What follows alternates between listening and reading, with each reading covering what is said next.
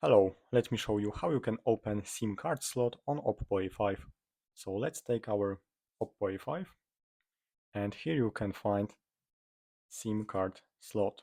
So you have to take a SIM eject tool which comes inside OPPO A5 box and just simply put it inside this small hole over here.